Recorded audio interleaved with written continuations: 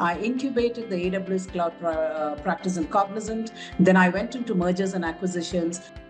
Magnitude of change is phenomenal because all your bosses, whom you're reporting to, everything is decentralized and everything gets disrupted, right? We'll have to maintain a balance between being aggressive and a balance between being nice.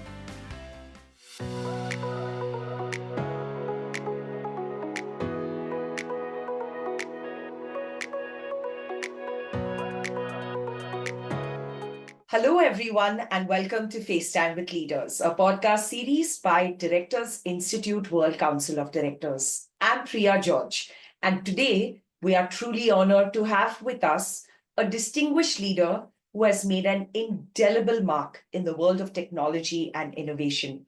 With over 2 decades of experience, Ms. Vishnupriya Duvuru has been a driving force in leading transformational initiatives and fostering a culture of excellence across multiple global teams. Currently serving as Global Engineering Assurance Head at Altimetrik, Ms. Vishnupriya has led diverse teams, driven operational efficiency, and made impactful contributions to industry-wide initiatives.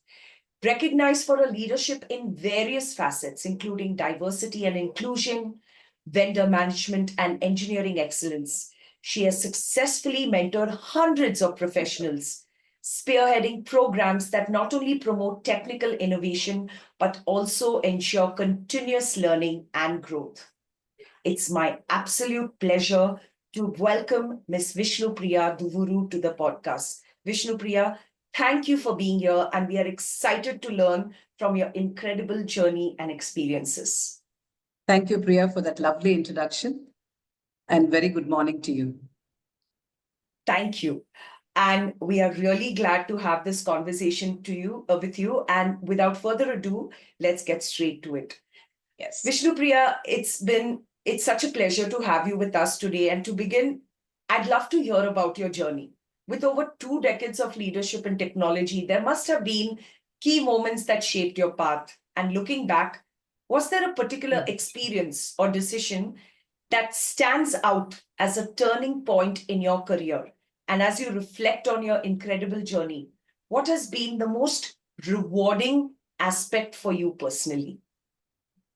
So when I joined Cognizant in about 2000, right, I didn't even know what role I'm going to do. So all that they said, it was about quality. So which means you take the organization for CMMI, ISO and all of that. So I didn't have a clue about it. But when I joined the organization and started understanding the processes around it and all of that, I kind of, got nuance to that role. And it went on for about 7 years. So that was the longest time I did a role in Cognizant in over 24 years or 23 years. So then, I kind of thought and reflected back, is this the role that I want to do futuristically forever, right? Or do I want to shift my gears? So I went on a, quick break because of my child being very small at that point of time. And when I came back, I told my friend, I think I need to look at another opportunity within the organization. And it so happened when I came back, she said, there is a product role, in Cognizant. It was, about, they wanted to introduce a product within Cognizant and they want somebody to program management, do the program manage of that product. So I said, maybe for whatever it's worth, let's have a conversation. So I went and spoke to that leader, but I told him very honestly, look, I don't have any exposure to technology, right? I have not even written a line of code. So how do you think that I will be able to, fit into this role? So he said, I'm confident that you would be able to do it, right? It is all common sense. And I'm sure, if you have an eye for details and if you have a passion, you will be able to unlearn and learn. So I thought, okay, thank you. Let me just give a try. And I got into that role. And when I got into that role, I had to learn. I mean, when I say I have to learn technology, it is not that I have to learn coding or I have to learn how to design, but I have to understand the basic frameworks and what mobile technologies mean to me, right? What is front end, back end, the accessories, the framework of the technology, right? So, and when I did that role for about 1 or 2 months, there was a lot of pressure because you had to, as a leader, when you have to be asking the right questions to the team, you should know what is happening on the ground, right? Which means I had to, do my midnight oil for many, many weeks across. I had to learn many things. I had to figure out what was going on, how to connect the dots, how to highlight issues and risks proactively so that we don't get into a situation where, we have to solve for it and react at a later point of time. So, and then I think second month I called him back and I said, you're setting me up for failure. This was exactly the, discussion that I had with him. He said, no, I'm not setting up, you for failure. I'm still telling you, you can still do the role. Then I went back and then I think I got into the groove of the role, right? Now, this was a turning point because it has taught me three things. It has taught me to embrace change, right? And it has taught me to unlever my potential. I thought I could never do a delivery role. I'm only fit for process and defining process. It helped me to break those myths, right? And it taught me to learn. It taught me that I can do technology roles. I can do product roles. It is all about asking right questions and being commonsensical in your approach. And that's what I inferred. So from then onwards, I never stayed in a role for beyond 2.5 years or 3 years max. So I did about 8 roles. I moved from products. I incubated the AWS cloud practice in Cognizant. Then I went into mergers and acquisitions. Then I again went back into delivery doing program management. Then I set up the full stack engineering community of practice in Cognizant. Then I went on to do program management CCOE. And then now I'm doing engineering assurance. So it's a full circle where I had exposure to diversity of roles, including operations. Right. Thank you for your response. And it clearly indicates that your reporting manager then saw something in you. He saw potential in you, which probably you didn't know that you had in yourself at that point in time. And it's important to surround ourselves with the right kind of people. So it is a pivotal moment, like which shaped your path in a way. And it's so interesting to hear that you not only navigated challenges, but also found meaning and fulfillment in those experiences. So thank you very much for sharing that with us, Vishnupriya. Absolutely, you're right. And managing teams of over 2,000 full stack engineers across various sectors must have come with its own set of challenges.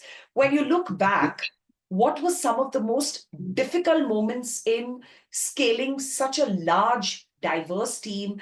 And how did you navigate through those challenges while also keeping everyone aligned and keeping their spirits going and motivated? So honestly speaking, I think until COVID, my reporting relationship, my direct reports, my direct reports was not beyond 20 and probably indirect could be 200 or 300 people. So this is a role that came about exactly around COVID time. So they wanted to set up community of practice within the organization, right? I think digital engineering was at its peak and they wanted people to really focus on technology. So we didn't want technologists to be focusing on program management, right? We wanted to we want to differentiate between technologists doing technology role and program managers doing program manager role, because that's when we started community of practice. So to give you a bit of a context, like for example, let's say we have a social group, right? We are all affiliated to certain groups because we have similar interests, similar aspirations. So similarly, we set up this full stack engineering community of practice, DevOps, Agile community, engineering management community, and full stack was the largest community within the organization. So in a traditional model, the way IT services operate is nothing but a horizontal and a vertical model. So we had to dismantle the entire structure and move people to different community of practice. Now that's kind of, the magnitude of change is phenomenal because all your bosses, whom you're reporting to, everything is decentralized and everything gets disrupted, right? So that was the role when I took during COVID time. I had not seen the team. The team doesn't know who I am. And I had indirect 2,000 people reporting to me and direct 100 people. And then over a period of time, I optimized that span of control, which means I could not engage with my team on face-to-face because we did not go to offices, right? So 2 years. So it was all online. So you met your team for the first time virtually. Absolutely. Oh, absolutely. Wow. Okay. So then, it's a big challenge because nobody knows who I am and I don't know who they are. Correct. The first thing that I did, I firmly believe a leader takes people where they want to go, right? So what I thought is I started engaging with them, with my team, with my direct reportees. And I told them what is the purpose of this community of practice, right? Why are we here? What are we here? And how are we supposed to do things? What are our mission and goals? And I told them, where do you fit into this? What are your aspirations? What do you think you should be doing to building this community? So I had series of conversations, series of group discussions, understanding what each one wants. Then the next step that I did was to create a circle of influence. right? So somebody would have been interested in doing would be interested in running a technology council, right? Somebody would be interested in mentoring Gen Z, new campus hires into the community, right? And somebody was interested in writing blogs, talking about their experiences in a project. So each one had their own aspirations. So I created circle of influences for each of this, and I kind of grouped people in these circle of influences.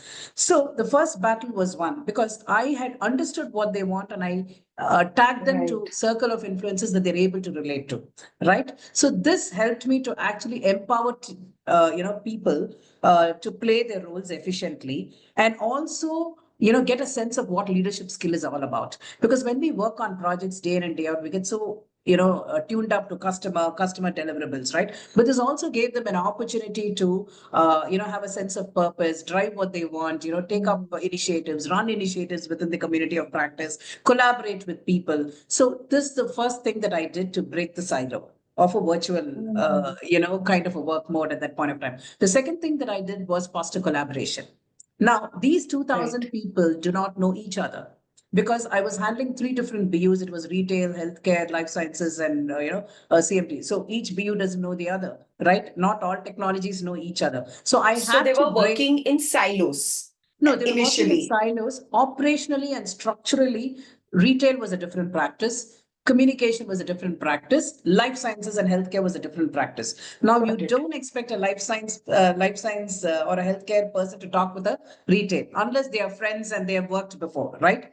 So to that extent, they don't know who their peers are.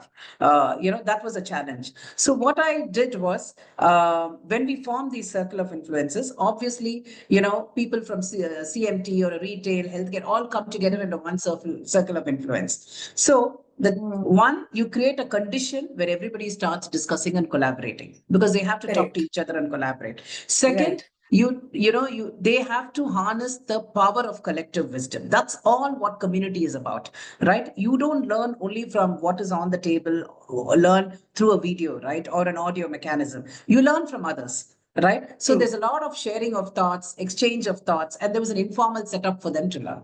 And the last one, so that kind of, so I had to break those silos, bring those collaboration, make people talk to each other. So that was a very vibrant way of building that community of practice. And the last was emotional resilience. During COVID time, there are a lot of our colleagues who were going through a lot of challenges, on the personal front. So, me as a leader would have to have a lot of emotional resilience, right? There could be something that is really hitting you hard from a customer side, but you have a person who's, really going through a personal crisis, right? So you needed to know when to respond to a situation, when to react to a situation, and hold your nerves. So that emotional resilience in a leader, and kind of walking the talk was also equally important. So I think this was the most challenging moment, and this is how I was able to build the resilience and able to get teams to align what we wanted to do in the community of practice.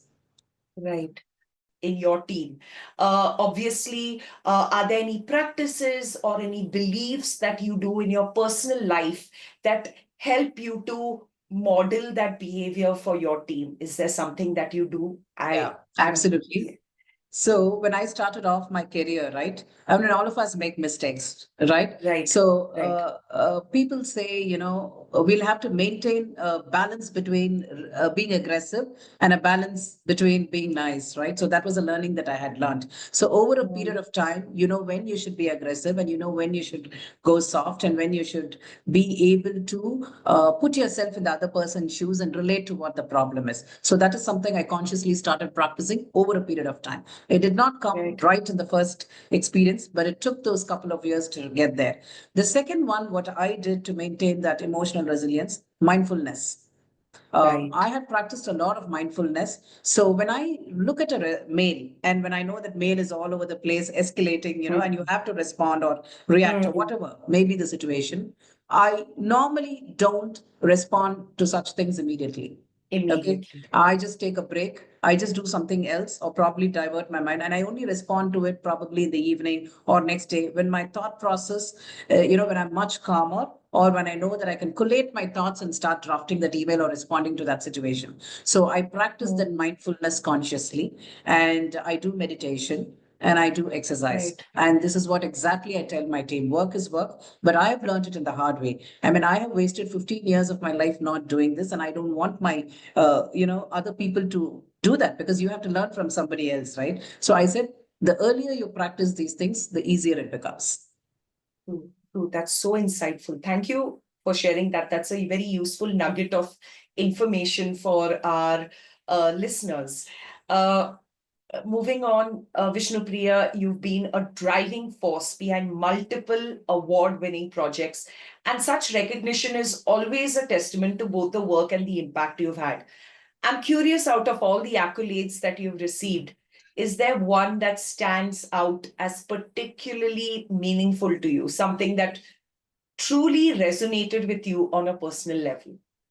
So, when we talk about awards, there are a lot of internal awards and external awards. Internal stakeholders is fine. But what really struck my heart was to get an award from a customer, CIO, right? Where we engaged with the customer, and who kind of gave me that award and said the best program manager, the best leader who drove teams to excellence. I think that was the nail on the card, because I think getting it from a customer is more notable and more noteworthy, not to demean the other awards, but True, a true. customer is a customer always, right? And getting it from a CIO of another organization only talks about the reputation that you have built with that customer. Yes. Now, this engagement, where I was engaged with this particular customer was a very complex engagement. I mean, complexity is there in most of the engagements today, but not only complexity in terms of work, but the customer expectations were extremely high, right? And you had a team Understood. who's young, who's vibrant, who's willing to learn things, but you have to teach them how to work with the customer, how to engage with the customer, how to be proactive, how to have an eye for detail. What is it that the customer wants, and what is it that you're doing for the customer? Always keep the customer as a center of focus, right? While you may be doing 10 things right, but is the customer really wants these 10 things, or the customer wants those 2 things? So that is where the focus should shift. So I had to, I had about, I think, 15 scrum teams running parallelly, and I had to, kind of have calls every day, kind of ask the right questions to the team so that they'll be able to address those issues and be able to proactively highlight to the customer. That's one of the first battles that I had to resolve for. Now, when the team got into a rhythm and they understood, oh, the customer wants me to bubble up issues proactively. The customer wants me to be honest about the things that are happening in the ground, which need not be only from our organization. It could also be from the customer end, right? The minute they realize that we were being open, we were being proactive, we are able to highlight issues on the ground, I think half the battle was won. That was the first thing. The second part of the story, when we were running this engagement, all of these applications were interacting with each other. Nobody knew the interdependencies between these applications. So what we did, we had a boardroom session. We came up with a flow diagram, right? Where we talked about how each application should be interacting with each other. What is the dependency? How we should arrive at an integrated product backlog? How we should do an integration testing? And when we submitted it to the customer said, you know what? Even we didn't know how these applications were operating. So we leveraged the power of our individual teams, got all of them together to create the big picture. And the third aspect, I think, where it really struck the chord was we were a QA organization. So we were an independent organization certifying the delivery of all of these, right? A lot of the customers and a lot of internal leaders used to come to us to ask the status about the project, because they literally knew that we were on the fingertips in terms of which project is red, which project is amber, why this project is this, what are the issues. So I think, to me, this is the most noteworthy award that I could get, and the most challenging engagement in terms of complexity and in terms of customer engagement as well. And when I was able to do all of this, right, at that point of time, the customer was very receptive, and I had to tell them, hey, this is wrong. We have to do it differently. They were receptive to those feedbacks, because they also realized that we had brought in a lot of changes, and the way we operated changed their perception about us as well. Right, right. Thank you for sharing that with us, Vishnupriya. And it's clear that your leadership is about more than just the projects. It's about the people and the purpose behind them. One of your most inspiring initiatives has been spearheading the Women in Engineering program in India. And I can only imagine the passion behind starting something like this. What was it that inspired you to create this program? And since its launch, what kind of impact have you seen, not just on the women in engineering, but on the industry as a whole? So it is all about when I looked at the numbers, right? Today we have about 25% of the women workforce in the tech sector, which I think is a good number, but not a great number still, right? 25, I think, Agreed. is still not a great number.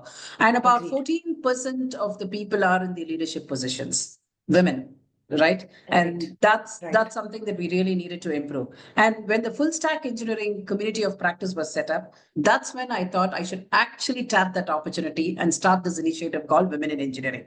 Because full stack engineering community is all about technology, technology, technology, right? We needed to be building the competency of people within that practice.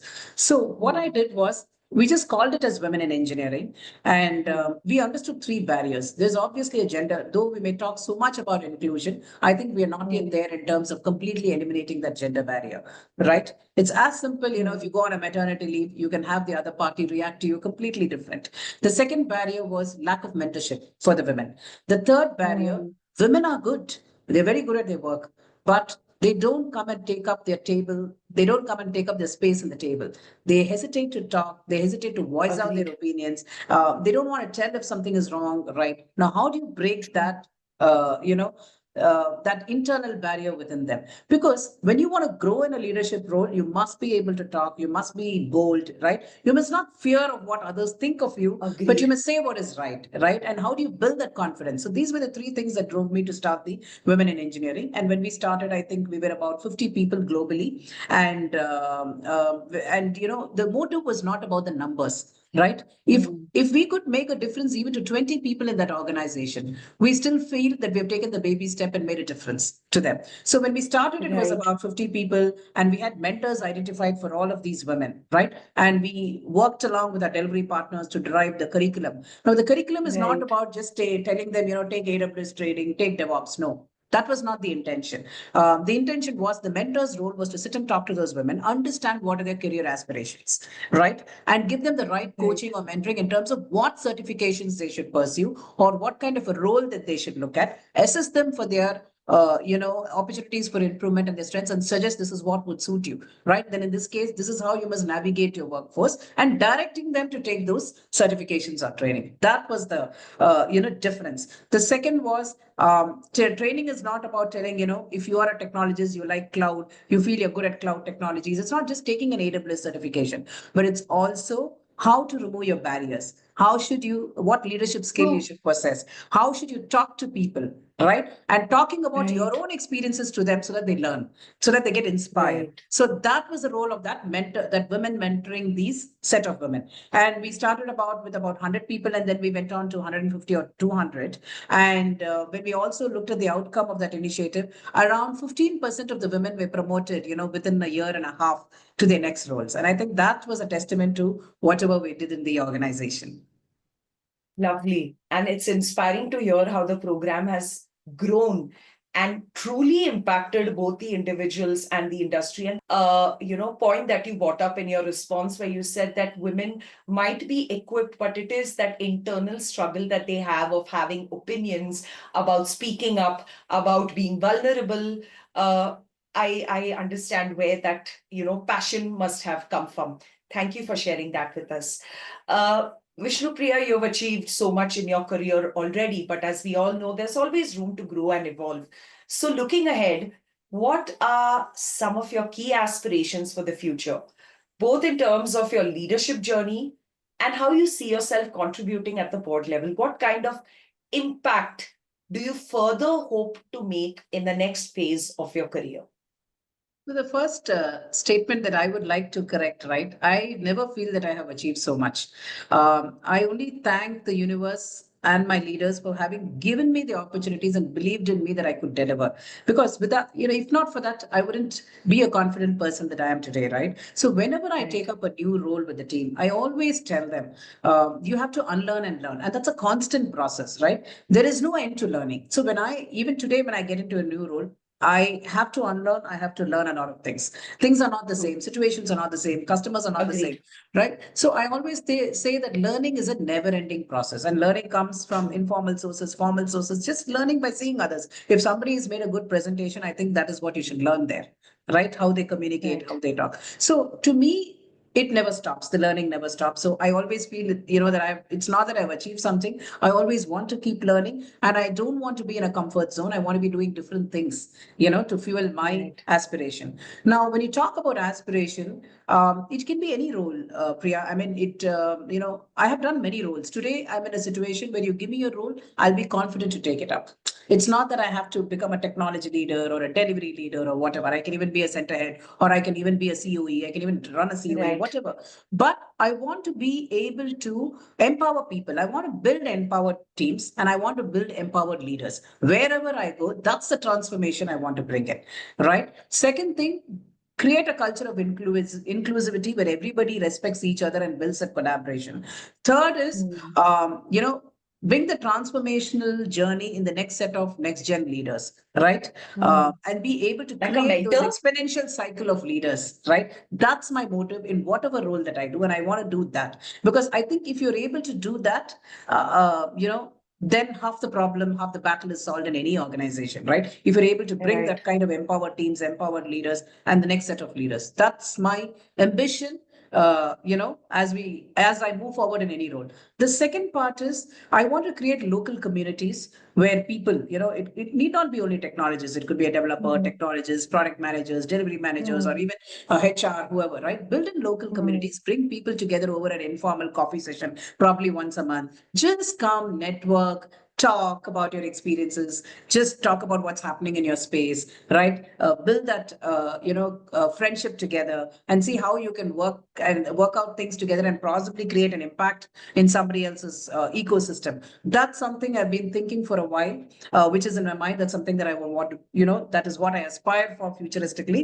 And the third part, as I said, only 30% is formal knowledge in my experience. Everything that I've learned today is only coming from experience and doing different roles, right? So the reason why I wanted to also have the exposure of being, in a board, as a board member, right? I want to be able to, leverage my experiences, my learnings, and be able to shape that organization, right? And be able to help Mm. enable that organization to achieve its potential.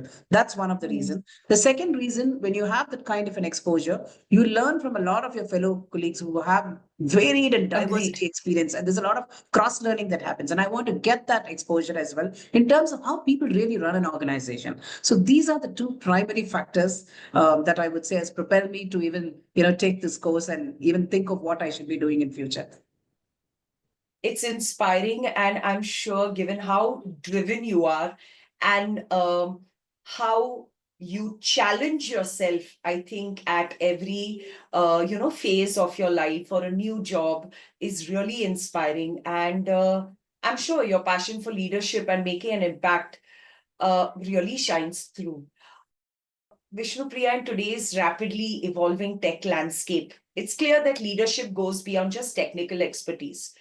From your experience, how crucial is it for leaders in tech to have a strong grasp of corporate governance and ESG principles? And in what ways have these areas played a pivotal role in shaping your own journey, both professionally and personally? Yeah. So I think, very simple.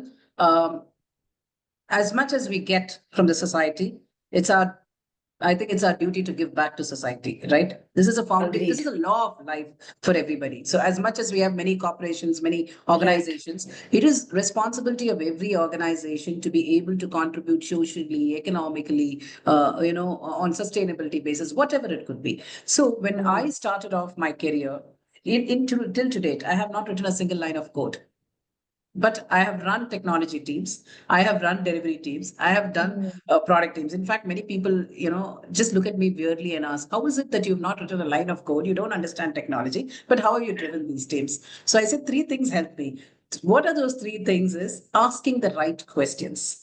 I remember my first Yeah. boss when he took me for the product role. He said, "It's commonsensical, Vishnu." I think that struck a chord, right? You just have to be able to understand what's happening on the ground and ask the right questions, ask the right Yes. commonsensical questions so that it Right. triggers a thought process in the teams and you enable them to deliver that, right? Right. Second thing is all about being diligent, being having a high degree of program management expertise, being able to connect work, connect people, connecting the dots, and then be able to deliver to the client. So you have to be really proactive, really have an eye for detail, and really see what could trigger a problem where, and be able to proactively highlight or escalate those issues of risk. So, which is nothing but governance, right?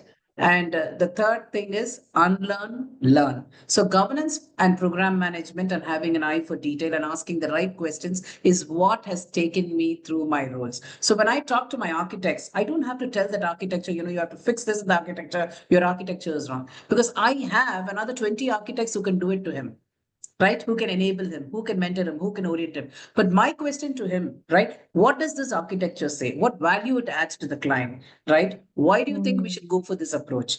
Right? What is the outcome of this architecture? Do you foresee? So ask those right questions where you set the pace for thinking. So another classic example, you know how developers work, right? When they start coding, they get so engrossed. They're in the old silos, they're like a zombie, creating pieces of architectural marvels, I would say. But what they fail is to see, okay, I've developed this functionality, this code, but does this have an interdependency with somebody, or it's impacting some other code or impacting some other upstream application or a downstream? That's where connecting the dots, that's where asking the right questions, that's where having that governance helps to bring things together. So governance is, whether you're a technologist, whether you're a delivery leader, or whether you're a HR or a training professional, you need to have it everywhere, right? Otherwise you cannot run the function. The second part in terms of ESG, very, we also have to think about our next generation. We can't afford to be selfish, right? Today, if I look at my daughter and sometimes I feel sad. I don't even know whether she'll have a chance or an opportunity even to look at a tiger in the next 10 years, I mean, that's where we're heading towards, right? So we all have to be conscious about the environment, and we are all polluting the environment. We could be doing so much of damage, but it's each one of our responsibility, to contribute to what causes we personally believe in, right? And be responsible enough to create an environment or a society where the next generation of people can thrive, right? So every corporate having their own passion, principles, I think is something that is non-negotiable, right? And it also brings in a sense of purpose among people. It also helps people to realize that we must be grateful and gratitude to what we have, while we must also make an equal contribution to the society. So ESG, in terms of having an influence on your environment, which is sustainability, it could be water recycling, whatever. When you talk about social causes, especially on the tech front, you can go to a lot of government organizations or government schools and train students over there, right? And see how you can bring them into the main fold stream, because those people are not exposed to what we are exposed to, right? So in whatever way possible, you try to bring that difference to society on board, and you also donate for causes that you're passionate about. So it's like there is no organization without ESG. That's how I would put it. Both has to operate, because it is each one's responsibility to give and owe it to society. And the classic example, whom I can think of recently is Ratan Tata. I mean, you start a day from morning to night. I start my day with a Lipton tea and I go on with the Air India. I mean, there's no venue that he has left open. He's made a mark and a difference in everything that, including clothes to accessories to makeups to whatever it may be. To even animal welfare, like even animal welfare. And so when a man has so much of social responsibility, I think we should look at such iconic leaders, and every organization should look forward to such leaders and make a difference in the society. I absolutely agree. And I resonate with every thought of yours. I mean, you've shared so many little inspiring nuggets that it's difficult to pick and choose one. But it's really inspiring to hear how governance and ESG principles have been so integral to your journey. I would also like to stress for our listeners the importance of asking the right questions. As an educator myself, I think it's something I try to imbibe in my students as well. I ask them, I constantly encourage them, learn to ask the right questions, Absolutely. And yes, and starting them young. So as we near the end of this lovely, inspiring conversation, Vishnupriya, becoming part of Directors Institute must have been a significant milestone in your career. Can you share what motivated you to join? And how has being a part of the Institute contributed to your growth, both as a leader and in terms of your boardroom aspirations? See, when you have an experience of 23, 24 years, right? I mean, when you dealt with a lot of conflicts, dealt with a lot of change management, you dealt with a lot of people issues, org issues, whatever, right? You carry with you a lot of rich experience with you, right? Now, and you want to be able to leverage, at least for me, I want to be able to leverage this experience and, probably have a passion, or not even passion, I would say it's a strategic thing for me, in the sense, how do I shape or leverage my experience for benefiting in another organization? There should be a sense of purpose, right? Now, if I'm able to be in a position to be able to influence, to be able to make a difference, to be able to strategize my learnings and shape up the other organization, and if that organization really is able to resonate with it and grow well, I would be very proud. Right? That's my first instinct for which I wanted to go for the board of directors course. Now, while you may have all the knowledge about business, how to run people, teams, and all of that, but what actually goes into the board of directors, right? You need to know the nuances of it, right? How do you conduct yourself? What could be the pitfalls? How do you collaborate with other board members? What kind of situations can come across? And that is something you don't have an experience to. So, which means you needed to onboard onto a course to understand all of this, learn about all of this, and also build a network of people who have similar aspirations. So that, I think, that was the most instinctive thing for me to do. Right. So we are glad to hear that the Directors Institute has contributed to your leadership journey. And thank you for your kind words. Vishnupriya, it has been an absolute pleasure to have you on FaceTime with Leaders. Your journey, insights into leadership, and your dedication to empowering others are truly commendable. And as we wrap up, I'm sure I speak for everyone when I say that your passion for continuous learning, leadership, inclusion will continue to inspire many of us to strive for excellence and to embrace a more holistic approach to leadership. So, thank you so much for your time, your wisdom, and being with us here on FaceTime with Leaders. Thank you, Priya, for giving me this opportunity to be able to, exchange whatever little I know, coming from my experience. And thank you for this opportunity. Absolutely, absolutely. The pleasure is all ours. And to our listeners, thank you for tuning into this episode of FaceTime with Leaders. We hope that today's conversation has sparked some new ideas, inspired you, and given you a fresh perspective on leadership, innovation, and corporate governance. Until next time, continue to lead with purpose, passion, and a commitment to making an impact. Stay tuned for more stories from remarkable leaders only here on FaceTime with Leaders. Till then, take care and stay inspired. Thank you. Thank you and goodbye.